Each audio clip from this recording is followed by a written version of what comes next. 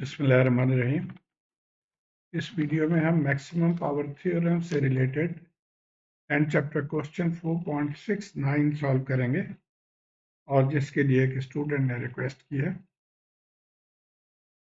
तो आइए देखते हैं question. Find the maximum power transfer to the resistor R. ये रजिस्टर आर है in the circuit of figure this. तो मैक्सिमम पावर हमें कैलकुलेट करना होगा और इसके लिए हमें पता है कि हमने इसको थेवेनिन्स थ्योरम से हेल्प लेनी है।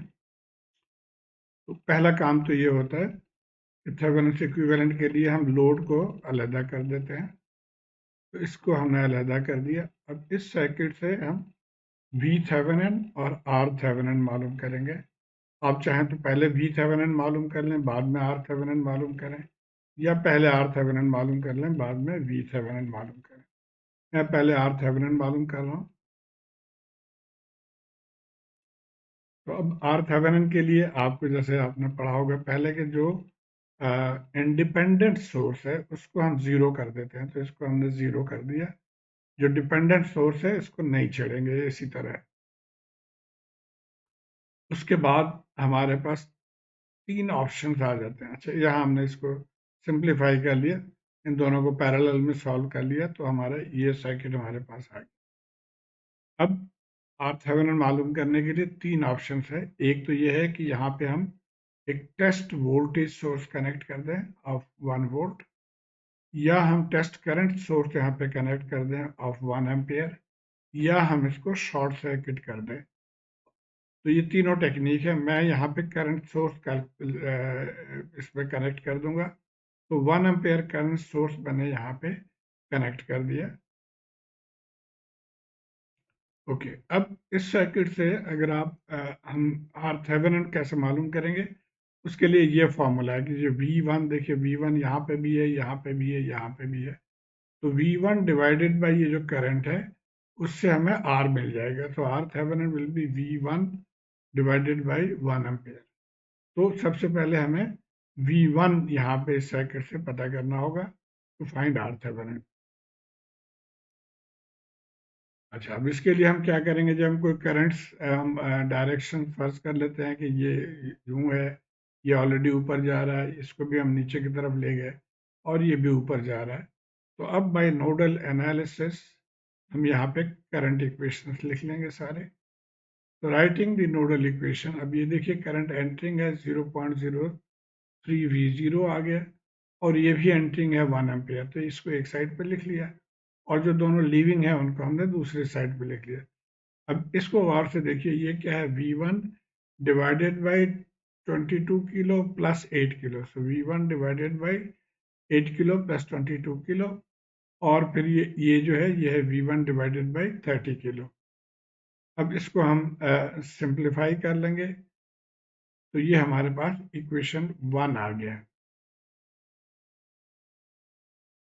अब यहाँ पे देखिए कि V0 हमें अननोन है, लेकिन हम इस सर्किट से देखेंगे तो यहाँ से हम V0 हमें पता है कि ये क्या है, और V0 क्या होगा, आप इस फार्मूले से हम निकाल सकते हैं कि total voltage divided by total resistance multiplied by 8K, जिसके क्रॉस V0 है। तो यहाँ से हमें ये आ गया 4V1/15। अब इस वैल्यू को हम इस इक्वेशन में पुट कर देंगे। इस इक्वेशन में पुट करके और इसको हमने सॉल्व कर लिया, तो ये V1 आ गया हमारे पास -15000 डिवाइडेड बाई 11। अब यही हमारा ये V1 आ गया। अब हमें करंट हमें पता है 1 एम्पियर है, तो हम यहाँ से RThevenin निकालेंगे V1 डिवाइडेड बाई 1 एम्पियर। तो ये V1 डिवाइडेड बाई दिस, तो ये आ गया जी -1.3636 किलो ओम्स। ये RThevenin आ गया। अब आमतौर पे, अच्छा, अब हम यहाँ पे VThevenin मालूम करेंगे इस सर्किट से।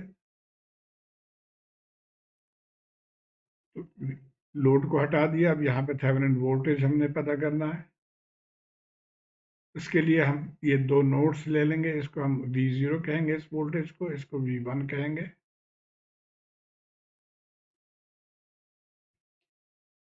और इनको नोडल मेथड से हम सॉल्व करेंगे। करंट डायरेक्शन यहाँ पे भी हमने फर्ज कर लिया। आप जैसे मर्जी चाहें इसको ले सकते हैं। इक्वेशन आपने अकॉर्डिंग टू ये एरोज के मुताबिक आपने लिखना है। ओके, तो नोड 1 पे अब देखिए ये करंट लीविंग है, तो V0 माइनस ये जो वोल्टेज है V0 माइनस 100 डिवाइडेड बाई ये रेजिस्टेंस।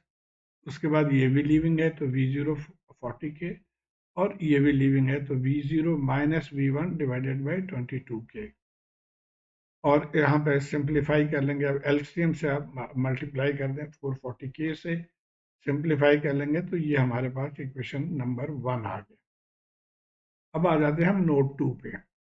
नोड 2 पे भी ये एंटरिंग है V0 over V1 divided by 22, और ये भी एंटरिंग है तो इसको भी लिख लिया, और ये लीविंग है तो V1 ओवर 30K। और इसको भी हम फिर सिंप्लीफाई कर लेंगे, एलसीएम से मल्टीप्लाई कर दिया 330K से, तो ये आ जाएगा। मजीद सिंप्लीफाई करें, ये हमारा इक्वेशन 2 आ गया। अब यहाँ से हम V नॉट निकाल लेंगे इस इक्वेशन से, ये वैल्यू आ गया, और इसको फिर हम इस इक्वेशन में पुट करके V1 निकाल लेंगे। ओके, तो जब हमने इसको ये V0 की जगह पे ये वैल्यू पुट कर दिया और इसको सिंप्लीफाई करके V1 आ गया -243.63। अब जो V1 है वही VThevenin है, तो इसका मतलब हम लिख लेंगे कि VThevenin is equal to V1 is equal to -243.63 volt. अभी दो पैरामीटर्स आ गए हमारे पास। अब VThevenin ये है और RThevenin भी ये। अब RThevenin नेगेटिव है, तो यहाँ आपके जहन में सवाल आ सकता है कि नेगेटिव रेजिस्टेंस हम कैसे लेंगे। बहरहाल ये थियोरेटिकली आया, और ये सिर्फ ये जाहिर करता है कि RThevenin big negative indicates an active circuit, यानी यहाँ पे एक्टिव एलिमेंट इस सर्किट के अंदर मौजूद है। एनीवे, हमने तो पावर निकालना है। हम इक्विवेलेंट सर्किट पहले हमने ड्रॉ कर दिया, थेवेनिन इक्विवेलेंट सर्किट, और ये रेजिस्टेंस जो हमने अलहदा किया था अब इसको यहाँ पे जोड़ देंगे, तो रेजिस्टेंस को जोड़ दिया। अब हमने पावर फार्मूला, ये आपके बुक में ये दिया हुआ है इक्वेशन 4.2, कि अगर इस तरह के सर्किट है तो ये एक लोड को हम एडजस्ट करते जाते हैं जबकि मैक्सिमम पावर हमें ना मिले। उसके लिए फार्मूला ये है, ये फार्मूला है VThevenin divided by RThevenin plus RL whole square multiplied by RL। तो नॉर्मल जो करंट इनटू जो पावर रिलेशन है वो यही है कि V square over total R multiply by जिसके क्रॉस आप निकाल रहे हैं। इस फार्मूले को अब हम यहाँ पे यूज करेंगे। तो VThevenin की वैल्यू हमने पुट कर दिया, ये माइनस ये RThevenin की वैल्यू हमने पुट कर दिया, और अभी R को हम इसी तरह R ही लिख रहे हैं। अब यहाँ पे आप गौर करें कि ये पावर मैक्सिमम कब होगा। क्वेश्चन में यही पूछ रहा है कि find the maximum power transfer to the resistance R। तो पावर मैक्सिमम होने के लिए आप अगर देखें कि ये डिनोमिनेटर जितना कम होता जाएगा उतना ही ये पावर बढ़ता जाएगा। तो अब ये कम होने का मतलब है कि R इसके करीब करीब आ जाए या इसके बराबर हो जाए। From the above relation, we see that when R becomes equal to 1.363K, then the denominator will become 0. So अगर ये इसके बराबर आ जाता है, माइनस को छोड़ दें सिर्फ मैग्नीट्यूड, तो ये 0 हो जाएगा, और जब 0 हो जाएगा तो एनीथिंग डिवाइडेड बाय 0 इन्फिनिटी। तो इनफाइनाइट पावर हम यहाँ से ले सकते हैं बशर्ते कि हम R को इसके बराबर लेकर आए। ओके, तो यही यहाँ पे हम अगर R को जब हम इसके बराबर लेकर आए तो ये टर्म हमारा 0 हो जाएगा। तो this 0 multiply by anything, it will ये डिवाइड चूंकि हो रहा है तो ये टर्म इन्फिनिटी हो जाएगा, एंड देयरफॉर हम ये कहेंगे कि हमारे पास we can achieve infinite watts of power which is the maximum. तो उम्मीद है आप इसको फॉलो कर पाए होंगे।